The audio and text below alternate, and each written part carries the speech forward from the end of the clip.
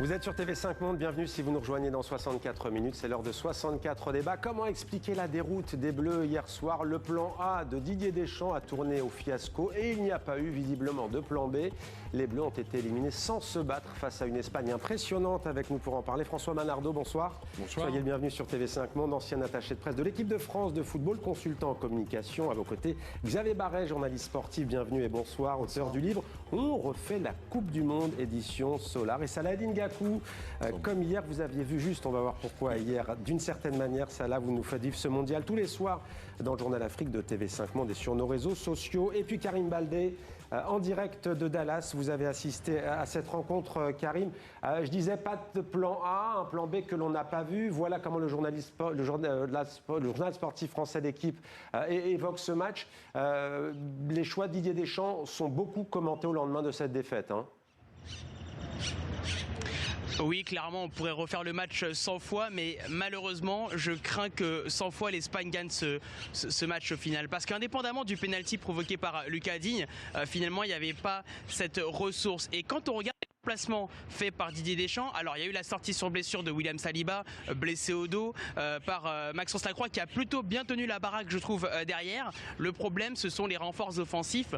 Alors Désiré Doué est entré mais n'a pas pu faire la différence, et puis surtout Ryan Cherki, parce que c'était l'un des hommes en forme cette saison du côté de Manchester City, et il a été clairement sous-utilisé. Il était un peu la quatrième ou la cinquième roue du carrosse, appelez ça comme vous voulez, et là on lui a presque demandé de faire des miracles, et rentrer comme ça dans une demi-finale, c'était pas forcément évident. Et d'ailleurs Ryan Cherki a dit très clairement après le match, en zone mixte, en zone d'interview, que la France a été battue par elle-même. Finalement, elle n'a pas été battue par l'Espagne ni par l'arbitre, parce que Didier Deschamps a critiqué l'arbitrage sur cette demi-finale. Ils ont été battus par eux-mêmes parce qu'ils ont été pris à tous les niveaux, tactique, technique et physique. Et donc malheureusement, le plan B ou l'éventuel plan B n'a jamais été visible, et à la fin, ça donne cette défaite logique, malgré des statistiques qui sont beaucoup plus équilibrées, que ce soit la possession, le nombre de tirs et le nombre de tirs cadrés. Mais le foot, ce n'est pas qu'une question de statistiques, c'est aussi une question d'impression générale, et là clairement elle n'était pas en faveur de l'équipe de France. Restez avec nous, Karim, Xavier Barret. Il y a aussi la sortie d'Adrien Rabiot que beaucoup n'ont pas compris. Alors certes, il venait de prendre un carton jaune, Didier Deschamps apparemment a eu peur qu'il soit expulsé, mais en face c'est le défenseur Marc Cucurella a pris un jaune, c'est un défenseur, il est resté. Oui, c'est vrai que Didier Deschamps s'est retrouvé très limité dans son coaching, parce qu'il y a eu cette blessure que Karim Baldé rappelait très tôt dans la partie de William Saliba. On peut se demander d'ailleurs pourquoi l'avoir titularisé s'il était aussi fragile. Et puis il y a eu ensuite cette sortie, effectivement, pour visiblement ce carton jaune très tôt dans la partie, la menace d'en avoir un deuxième avant même la mi-temps, et donc il est sorti au cours de la pause. Donc en même temps, Manu Koné et Tchouaméni avaient déjà joué ensemble un des matchs du premier tour, donc c'était pas un duo improvisé. Là, en revanche, Tchouaméni... Il n'était pas titulaire, Manu Koné. Non, mais il avait été titulaire lors des matchs précédents. Ouais. Et Tchouaméni, en revanche, lui, revenait de blessure, il avait été indisponible lors des matchs précédents. Est-ce que c'était pas lui en demander trop face à l'Espagne que d'être titulaire d'entrée? Bien sûr, on peut discuter les choix de Didier Deschamps. Mais là, s'il n'a pas été trahi, ça dit beaucoup aussi du grand palmarès de Didier Deschamps, en tout cas peut-être de la façon. C'est la fidélité qui a des bons côtés, mais il y a eu quoi? Le choix du cœur pour Aurélien Tchouaméni? Il n'a pas joué depuis quoi? 2-3 matchs, non? Oh non. Parce que Manu Koné, il était impressionnant, le match. Il est impressionnant. Didier Deschamps, il ne mange pas de ce pain-là. Et puis, comme un sélectionneur... professionnel, c'est jamais un choix du cœur. Si vous commencez à faire des choix du cœur, vous êtes très très vite déçu et perdu. Et comment expliquer qu'Aurélien Tchouaméni ne soit pas monté beaucoup plus haut? Ça là, c'est la question qu'on se pose. Manu Koné, il allait chercher lors du match face au Maroc les ballons dans les pieds des milieux de terrain en face, il était hyper offensif. On disait, il y a l'adversité, mais c'est vrai que pour Tchouaméni, il fait partie des joueurs qui sont le plus critiqués, notamment sur les réseaux sociaux, parce que c'est vrai qu'après 2 matchs où il est absent, le milieu de terrain marchait plutôt bien. Et c'est vrai que, en tout cas, ce choix de Didier Deschamps de le titulariser pour une demi-finale de Coupe du Monde, et on sait que forcément Tchouaméni, qui évolue en Espagne depuis pas mal d'années au Real Madrid, il avait envie de jouer ce match particulièrement. Mais est-ce qu'il était à 150%? Je ne sais pas. En tout cas, sa titularisation a fait débat. François Manardo, vous êtes un spécialiste du sujet. C'est quoi les éléments de langage au lendemain d'une telle défaite quand on veut protéger les Bleus? Parce que c'est dur quand même, là, les critiques. Ils étaient vraiment mis sur un piédestal et là, du jour au lendemain, il n'y a plus rien qui va. Ni Didier Deschamps, ni Aurélien Tchouaméni, ni Ousmane Dembélé, ni Michael Olise. On dit quoi dans ce cas-là? Alors, la première chose qu'on dit en interne, c'est on va laisser passer la vague, surtout celle des réseaux sociaux, parce que si on commence à la surfer, on va se casser la gueule et on va perdre de l'énergie. Il y a encore une rencontre à disputer, ce qu'on a coutume de qualifier la consolante, qui porte bien son nom. Et la deuxième chose, c'est très vite remobiliser cette équipe de France, sans doute avec des remplaçants, voire des réservistes qui n'ont pas eu beaucoup de temps de jeu pour ce match de samedi, parce que c'est un match qui compte pas complètement pour du beurre. Si vous finissez avec la médaille en chocolat à la 4e place, là, le goût amer est beaucoup plus acide. Ouais, ça appuie encore un peu plus sur la place, si l'on peut dire. Quels sont les joueurs qui vous ont le plus déçu et qu'est-ce qui n'a pas fonctionné dans cette équipe? Est-ce que ce n'était pas un mirage? Alors, pour résumer, si je ne m'abuse, chez les observateurs aujourd'hui en France notamment, c'est de dire quoi? C'est de dire qu'avant Didier Deschamps, il n'y avait pas de fond de jeu, il était critiqué. Et là, il y avait un fond de jeu, mais finalement, on ne gagne pas. Donc, en gros, est-ce qu'il vaut mieux pas avoir des étoiles qui brillent et qui gagnent plutôt que... Oui, après, je crois qu'il y a eu 2 joueurs qui ont vraiment été très décevants. On a parlé plutôt des milieux de terrain, là, mais c'est surtout les attaquants Ousmane Dembélé, le Ballon d'Or, et Michael Olise. Olise, je crois que sur 46 ballons, il en a perdu la moitié. Et Dembélé, c'est à peu près dans le même ordre d'idées. Michael Olise, il n'y a pas un problème psychologique. Moi, je me rappelle de la finale le 30 mai contre le Paris Saint-Germain. Il était un peu à côté aussi, pas à ce point-là. Est-ce que ça ne s'est pas joué dans la tête? La demi-finale. C'était la demi-finale contre le Bayern, pardon. Il a 24 ans, donc il est plus jeune que Mbappé ou que Dembélé. Mais surtout, vous parliez du coaching de Didier Deschamps. On a vu qu'effectivement, il avait du mal face au double pivot espagnol Rodri, associé à Fabian Ruiz, le joueur du Paris Saint-Germain, qui ont vraiment été impressionnants, qui ont vraiment ratissé tous les ballons et qui ont complètement dominé la bataille du milieu de terrain. Mais surtout, effectivement, et là, on comprend un peu d'amertume dans les déclarations de Ryan Cherki auxquelles on faisait allusion, c'est que Olise, normalement, son remplaçant, c'est Cherki. Et finalement, Cherki n'est rentré qu'à la 72e minute, alors que lors du dernier France-Espagne en Ligue des Nations, Cherki était rentré 10 minutes plus tôt, à la 62e, et il avait tout cassé, puisque l'équipe de France, qui était menée 5-1, était revenue à 5-4. Donc là, on comprend qu'il y a effectivement un peu d'amertume de la part de Cherki, et puis on s'interroge aussi sur le fait que Didier Deschamps ait attendu un petit peu si tard, en fait, pour faire ce changement qui a semblé assez évident. Ça, là, je le disais tout à l'heure, hier, vous aviez lancé un avertissement sur ce plateau en disant, attention, la France, jusqu'ici, elle n'a pas joué non plus, avec tout le respect pour les précédentes sélections et tous les joueurs, elle n'a pas affronté de grosses cylindrées de joueurs de top joueurs, de top players, comme vous le disiez, pour utiliser un anglicisme.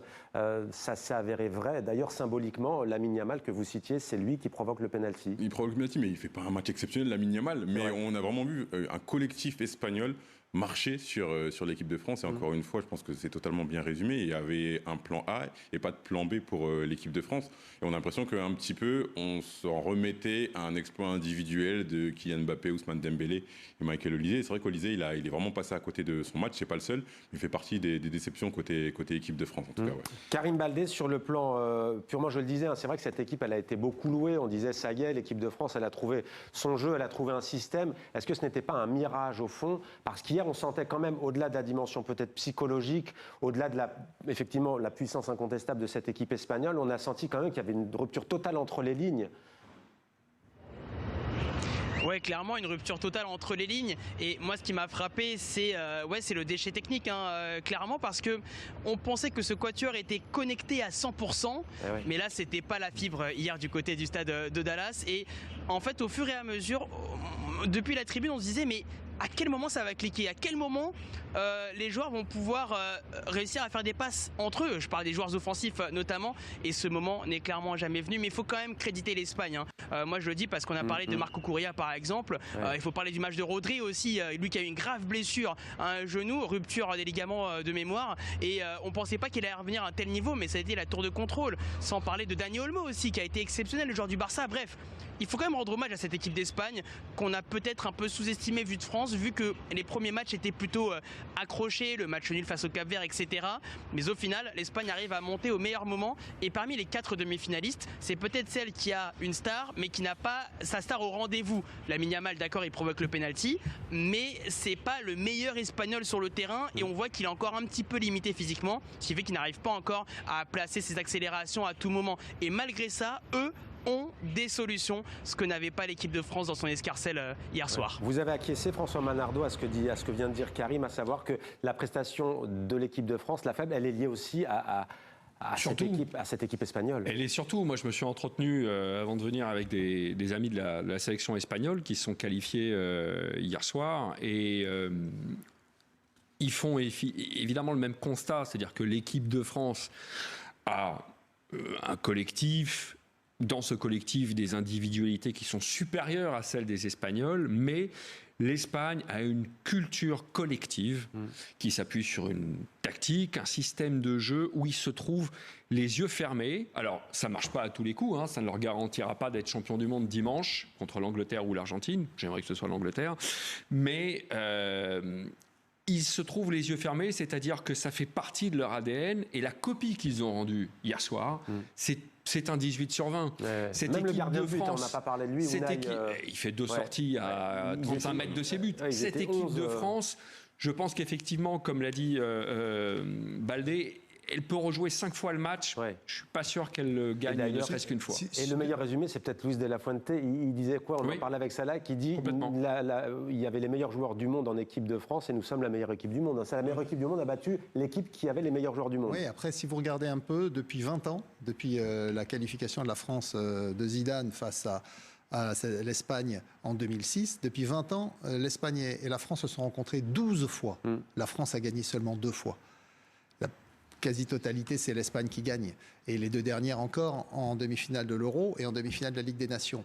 Et en demi-finale de l'Euro, c'est pas un complet bouleversement en 2 ans, puisque vous aviez 8 joueurs sur 11 de l'équipe de France qui étaient en demi-finale de l'Euro 2024 et 7 sur 11 de l'équipe d'Espagne. Donc ils se connaissent bien. La seule différence, c'est qu'effectivement la France jouait un football un peu plus offensif. Le 4-3-3 de Deschamps avait été transformé en ce fameux 4-2-4 avec ses 4 fantastiques. Ça n'a pas marché non plus. En demi-finale de l'Euro, la France avait perdu 2-1 en faisant un football un peu restrictif. Et ils avaient été finalement, ils avaient mené au score, mais ils avaient été battus. Et ils ont essayé un autre football, ça n'a pas marché non plus. Donc il faut admettre que l'Espagne est plus forte actuellement et reste plus forte malgré les talents qu'il y a en équipe de France. Et d'ailleurs, Didier Deschamps s'est quelque peu empêtré dans une polémique. Voici ce qu'a déclaré Didier Deschamps. Est-ce que cet arbitre a le niveau pour arbitrer une demi-finale de Coupe du Monde, tout en reconnaissant que cette défaite n'était pas liée directement à l'arbitrage?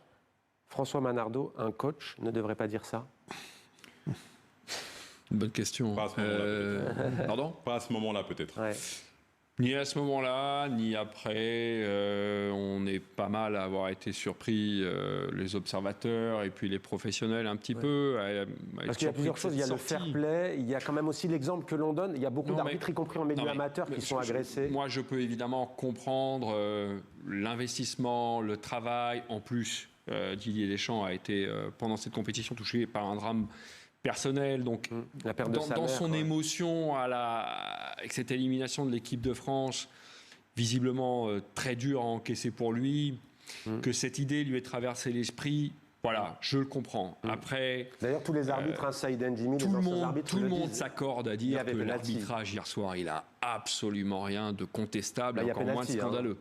Oui, par exemple, il y a penalty, le jaune sur. Il n'y a pas de carton pour Olysée alors qu'il en méritait un. Le jaune, oui, complètement.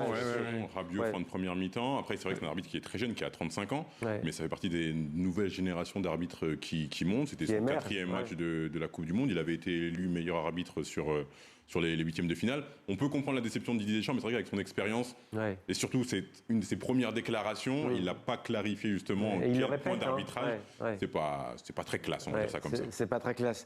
Voilà donc, alors j'avais prévu de parler de cette petite finale, mais je crois que vous avez tout dit tout à l'heure. C'est pas la même chose de terminer à la 3e qu'à la 4e place. On va essayer d'ouvrir peut-être un peu, puisqu'il nous reste quelques minutes sur le match de ce soir, puisqu'on le sait, hein, la Roja va affronter l'Argentine ou l'Angleterre. La Roja, c'était hier, ils sont qualifiés pour la finale. L'Albiceleste, c'est les Argentins. La Roja va affronter, j'ai dit, dimanche, l'Albiceleste. Ah, vous ne m'aurez pas sur les surnoms.